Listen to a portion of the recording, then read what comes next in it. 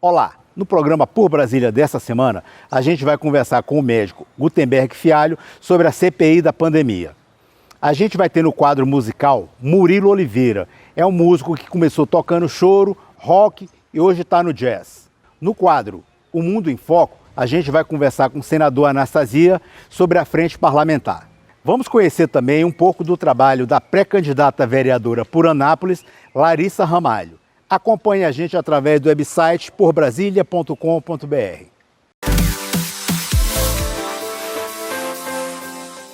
No programa de hoje, a gente vai conversar com Gutenberg Fialho. Ele é médico obstetra aqui do Distrito Federal, é presidente do Sindicato dos Médicos e também da Federação Nacional dos Médicos. A gente vai conversar um pouco sobre a opinião dele em relação à CPI da pandemia proposta pela oposição ao governo ibanês e que foi afundada semana passada. Doutor Gutenberg, seja muito bem-vindo ao programa. Eu queria que o senhor falasse um pouco sobre essa pandemia, se há necessidade, se não há. Como é que está sendo isso daí na visão do Sindicato dos Médicos? Obrigado, Rócio, por permitir participar do seu programa e cumprimentar aos telespectadores que nos assistem. Bem, a abertura da CPI da pandemia seria uma oportunidade ímpar para a sociedade do Distrito Federal e os servidores públicos que estão no embate, no enfrentamento da Covid-19, ter noção do que ocorreu com os recursos destinados ao financiamento do combate à pandemia. Nós temos denúncias de superfaturamento, de compras de testagens de uma qualidade e receber outro material de qualidade inferior, falta de testagem nos centros de saúde, não houve uma avaliação periódica da saúde do trabalhador, seja auxiliar de enfermagem, seja enfermeiro, seja médico, seja o pessoal administrativo, para fazer o diagnóstico se não estava sintomático, se não era portador assintomático, estava atendendo a população com suspeita do Covid e na eventualidade de não ter Covid, ter sido contaminado pelos servidores. Então tudo isso são coisas que precisam ser esclarecidas. Afinal de contas, tinha um recurso e o recurso foi mal aplicado, foi desviado, houve superfaturamento. Isso é importante para a população saber e para o servidor da saúde. Nós tivemos vários óbitos de profissionais da saúde, médico, auxiliar de enfermagem, e outros enfermeiros, e outros profissionais que foram a óbito no combate à pandemia. E o que determinava o óbito? Era a falta de equipamento de proteção individual. E as denúncias que nós temos é que o dinheiro foi mal utilizado. Então é importante que a população saiba, o momento é agora. Ao não permitir a instalação da CPI, fazer manobras para que ela não seja instalada, para que se retire a assinatura, alegando que se precisa de uma CPI mais ampla, que vai buscar fatos pretéritos, olha, isso é conversa para enganar bêbado, como a gente fala lá na Paraíba. É uma desculpa de quem não quer colocar luz nos fatos. Quem não deve, não teme. Se não houve irregularidades, a CPI serve para dar um atestado de honestidade, de seriedade e de um trato perfeito, como deve ser dado à coisa pública. Mas agora, o que falta para essa pandemia ir embora do Distrito Federal, sendo que nós fomos um dos precursores a começar a proteção, a começar a afastar alunos de escolas? O que falta? Na realidade, a pandemia, a ação do vírus, tem uma história própria, a história natural da doença. Ela começa, ela tem início, meio e fim. Para que ela chegue ao fim, sem muitas mortes, é necessário que as medidas sanitárias continuem sendo tomadas, né? O afastamento, o uso da máscara, o uso do álcool gel, evitar aglomerações, para que as pessoas não continuem se contaminando e ela perdure por mais tempo. Está diminuindo o contágio, mas ainda tem um contágio e uma mortalidade, ou seja, a população ainda está tendo morte diárias num número importante. Nós não podemos minimizar óbito, minimizar a morte dos pacientes portadores de Covid. Portanto, muito cuidado com as aglomerações e o relaxamento das medidas sanitárias, que pode fazer com que o contágio continue, não tão intenso quanto num pico do platô, mas ainda numa incidência elevada. Então, ela vai chegar ao seu término, que faz parte da história natural das infecções virais, das endemias, das pandemias, mas ela pode se prolongar além do necessário. O contágio lento é um problema, porque você mantém a pressão sobre o sistema de saúde. Portanto, a situação de pressão no sistema único de saúde, em decorrência da Covid, tem que diminuir, mas diminuir rápido, não pode se prolongar por muito tempo. Ok, doutor Gutenberg, um abraço em cada um de vocês, por Brasília.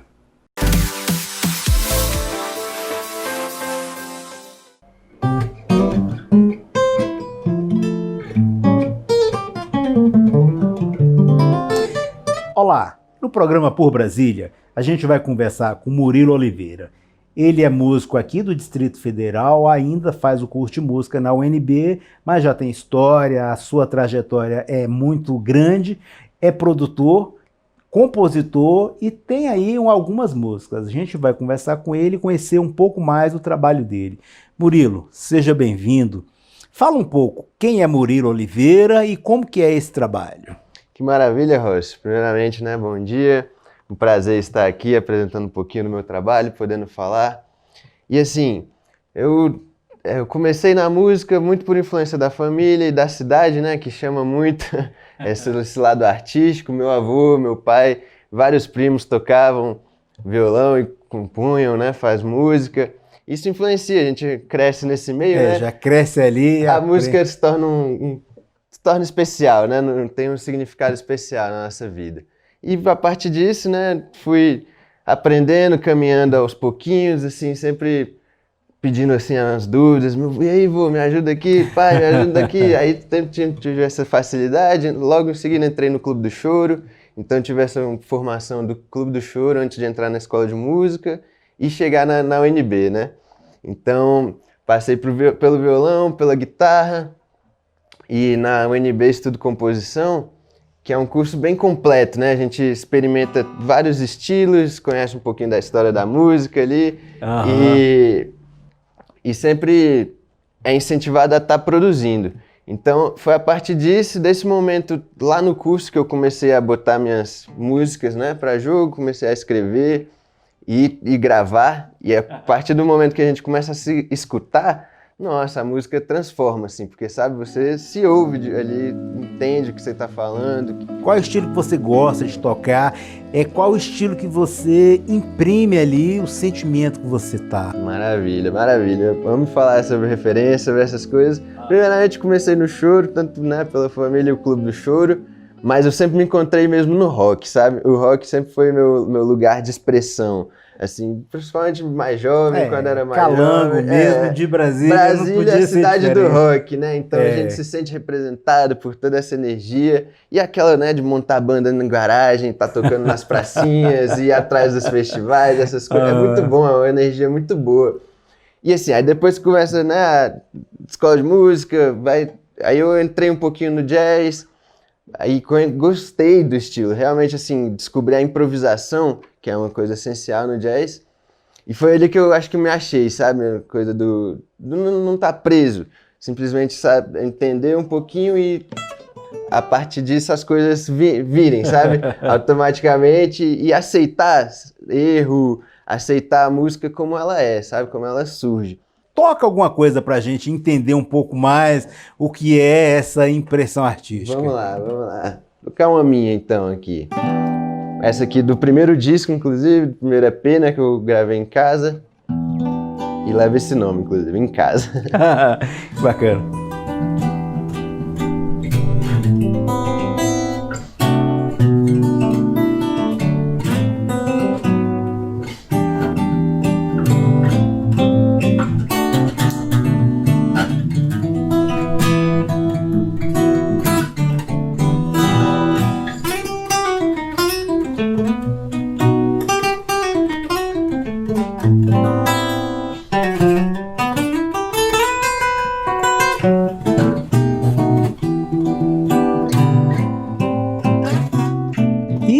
Quais são suas perspectivas futuras, o que você pretende fazer? Você é praticamente um menino ainda, tem muita coisa pela frente. O que você pensa?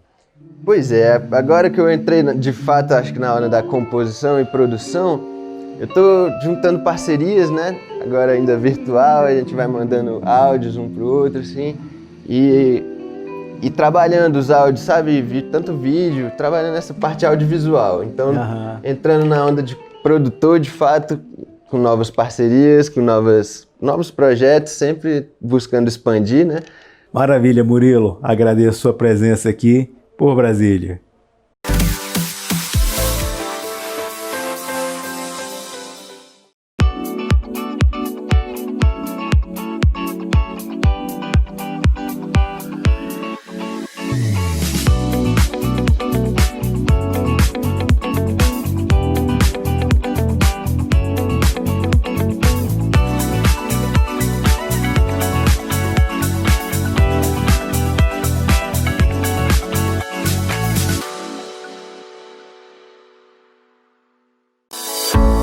Nas eleições, você vai colher apenas o que plantou.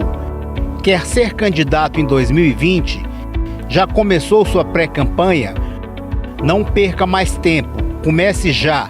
Nós, da Royal Politics, podemos aumentar suas chances de vitória. Criamos a estratégia certa para você. A hora é agora. Royal Politics. 6199-623-1632.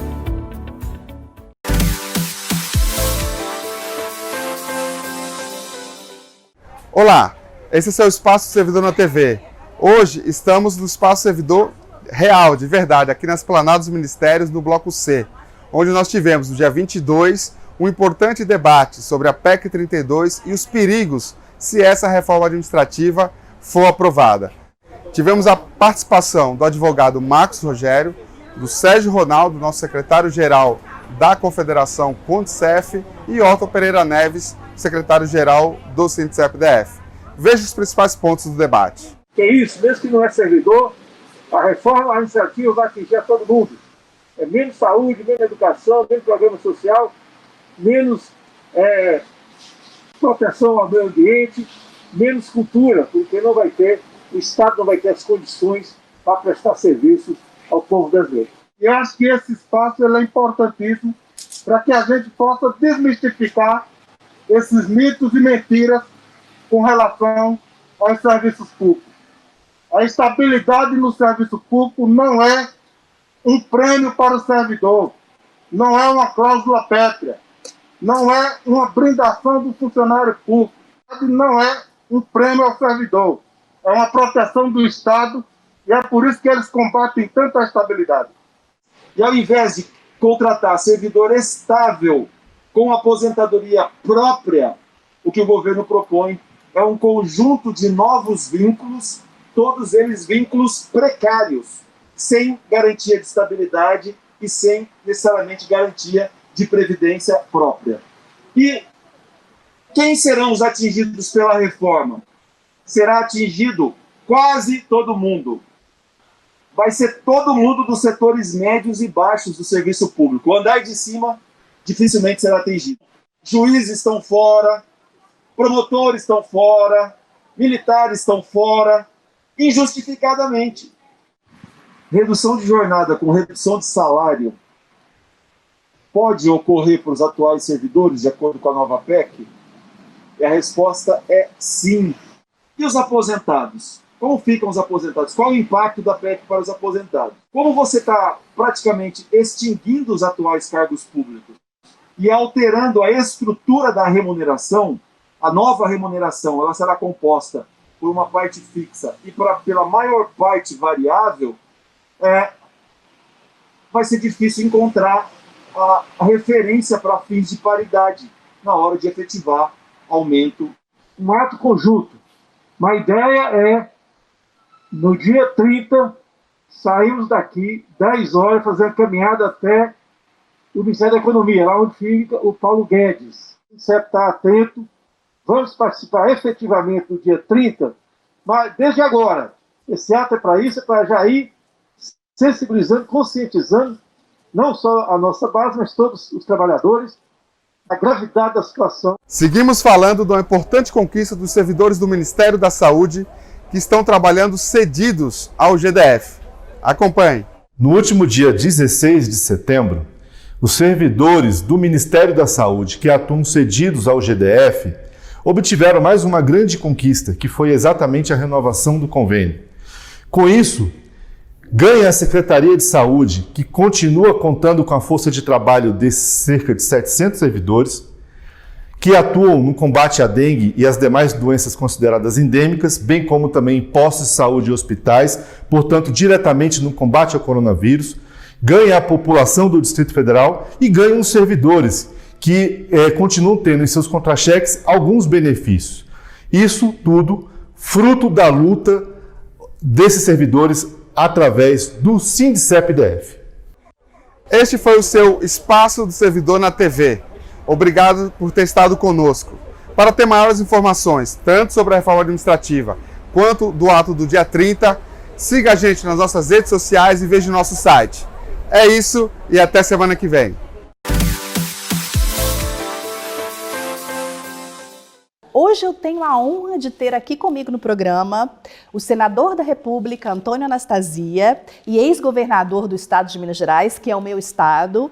E o senador é a primeira autoridade brasileira a participar do programa Um Mundo em Foco. Senador, o senhor podia falar para a gente um pouco sobre a sua percepção sobre o Azerbaijão, já que o senhor esteve lá recentemente. Conte para a gente um pouco sobre este país tão interessante e às vezes até mesmo desconhecido dos brasileiros. Primeiro, minha cara Fabiana, eu quero dar bom dia, agradecer muito ao seu convite de estar aqui no Mundo em Foco da Rede TV, cumprimentar os telespectadores e dizer que, de fato, é um grande prazer poder falar sobre o Azerbaijão, que é um país fascinante. Eu estive lá no início desse ano a convite do governo do Azerbaijão para acompanhar as eleições e fiquei impressionado com o que vi. Não só um país com uma história riquíssima, que remonta à época medieval e anteriormente a isso, mas agora, recentemente, com todo o desenvolvimento que tem da indústria do petróleo, a questão dos tapetes que são fora do padrão, de tão belos, tudo isso demonstra um país muito desenvolvido e, de modo especial, amigo do Brasil. E percebi lá, Fabiana,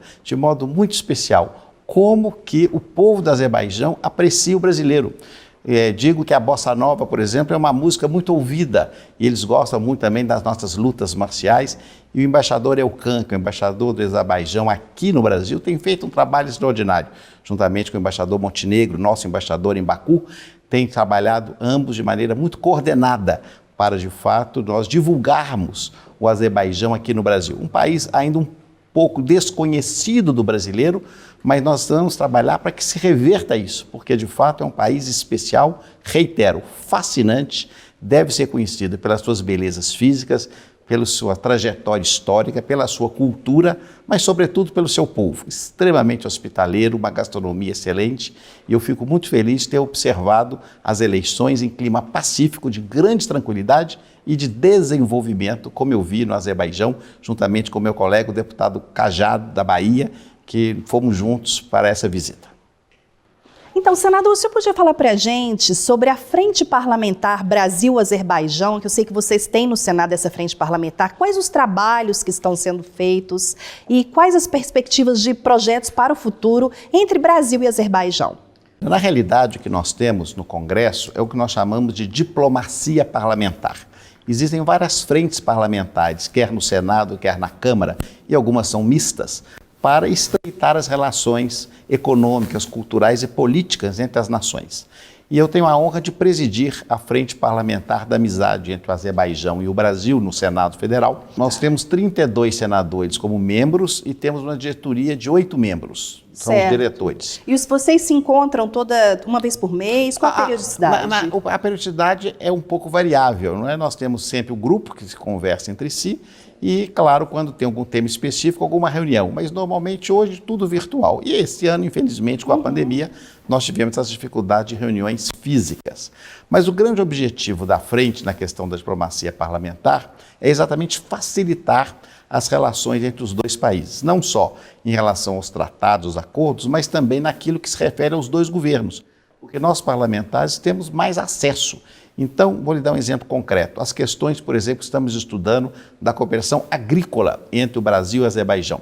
Existem alguns pequenos entraves burocráticos, então nós nos empenhamos junto ao Ministério da Agricultura do Brasil para que isso deslanche positivamente. Também permitindo nos nossos respectivos estados, eu fico muito satisfeito de ser entrevistado pela Mineira, de termos o contato também entre os embaixadores e os nossos estados de origem, porque o Brasil, na verdade, é como se fosse vários países. Claro. Então a frente tem esse papel. E no caso do Azerbaijão, é uma frente já muito dinâmica. O meu predecessor, o senador Cristóvão Buarque, aqui de Brasília, já fez um belo trabalho à sua época.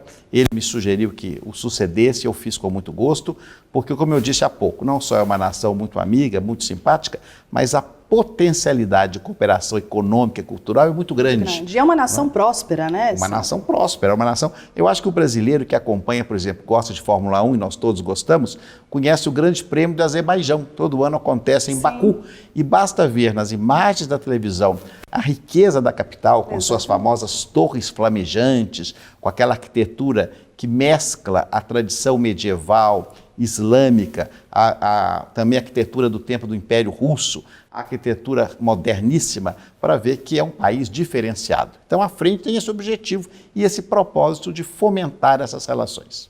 E quais são os negócios, os business que estão sendo feitos entre Brasil e Azerbaijão neste momento e as perspectivas de futuro? E também, se o senhor puder falar um pouco sobre a cooperação durante a pandemia da Covid-19, que ainda não terminou, é claro, mas eu sei que previamente houve uma cooperação do Azerbaijão com o Brasil. O senhor pode falar um pouco para a gente sobre isso? Eu quero, mais uma vez, agradecer, em nome do Brasil e especialmente de nosso estado, Minas Gerais, a cooperação por meio de doação que fez a Embaixada do Azerbaijão no Brasil, na pessoa do embaixador Elkan, uma pessoa humana, muito sensível e muito preparado, que fez doações a entidades filantrópicas de Minas Gerais, até de alimentos e remédios, nesse momento grave da pandemia que nós vivemos. Então é uma cooperação muito positiva.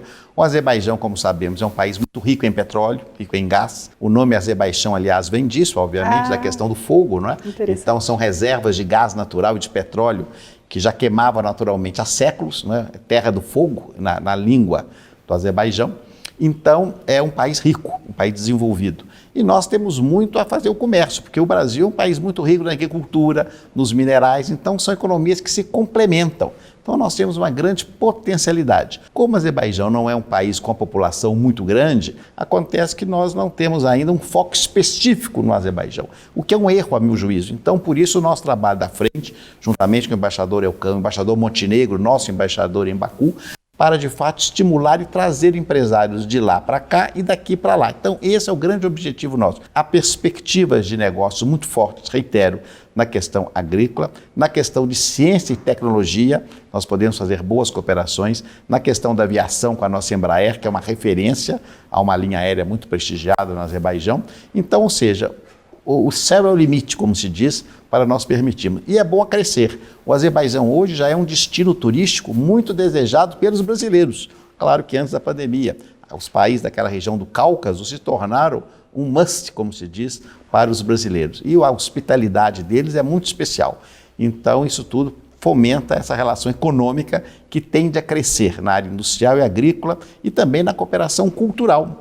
Insisto nisso, na cooperação nas questões relativas à música, que é, como eu disse, um gosto imenso pela música brasileira. Na música clássica, Baku é chamado Conservatório do Oriente. E nós podemos aprender muito com isso também. Nós temos as nossas escolas de música. E da mesma forma no futebol, onde é, obviamente, uma grande inspiração também brasileira no Azerbaijão.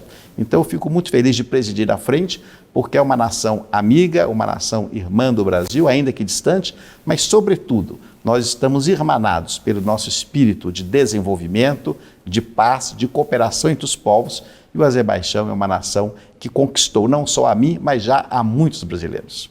Muito obrigada, senador, pela sua presença aqui no nosso programa. Eu desejo muito sucesso nos trabalhos da Frente Parlamentar e também com o nosso estado de Minas Gerais, como o senhor mencionou, e com todo o Brasil. Muito obrigada, Teixeira Uredeira. Muito obrigado, Fabiana. Eu que agradeço a sua gentileza.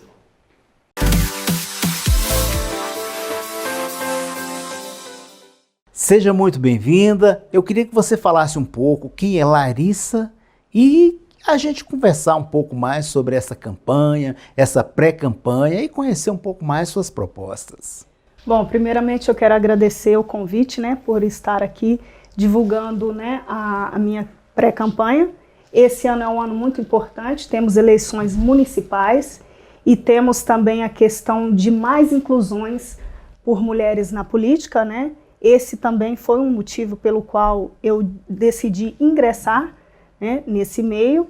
E eu sou anapolina, nascida e criada lá, tenho 32 anos, casada, mãe do Arthur, mãe da Pietra, sou profissional de educação física, né? E quero que a minha cidade tenha um desenvolvimento econômico melhor, tenha uma geração de empregos melhor.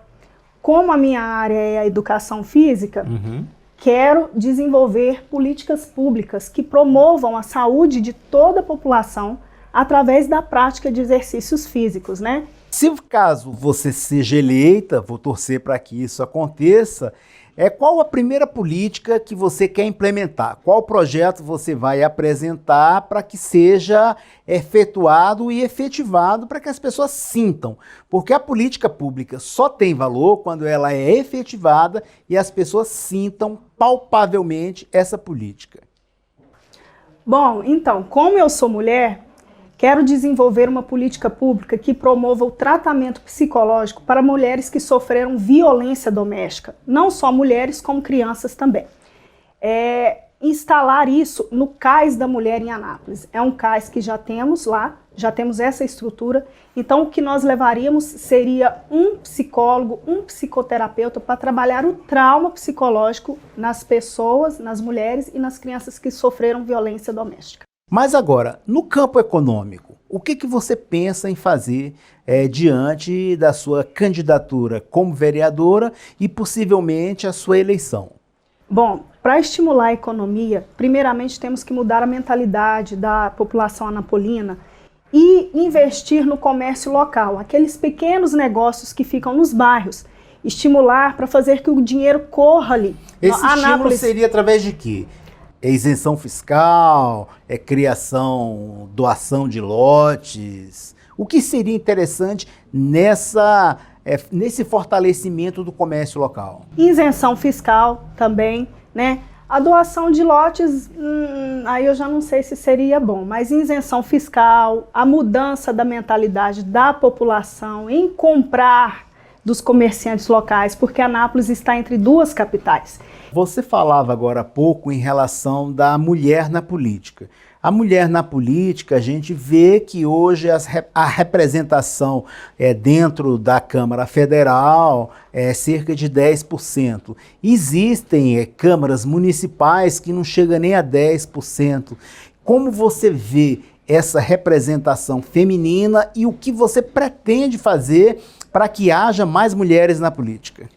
Bom, primeiramente é incentivar as mulheres, dizer para elas que a política, por mais que seja um meio masculino, né, não é totalmente dominado por homens, mas a sociedade ela é composta de homens e mulheres. E a mulher hoje ela tem voz, hoje ela tem representatividade. Por mais que o número ainda seja pequeno, a mulher ela tem essa condição, ela tem essa capacidade de agregar essa função a mais, né? Porque as mulheres também têm que enxergar a política como uma ocupação profissional. E a mulher estando na política, ela tem um olhar mais sensível para causas relacionadas à família, à violência doméstica, ao cuidado com idosos. Isso é um incentivo a mais. Temos aí a cartilha que o governo federal lançou para o ingresso de mulheres na política, né? Então, e tem outras políticas também, a cota de gêneros. Então, acredito que tudo que promova o ingresso de mulheres na política é válido. Bem, Larissa, agradeço a sua presença no programa, lhe desejo sorte e que você tenha excelente sucesso nessa sua campanha. Por Brasília.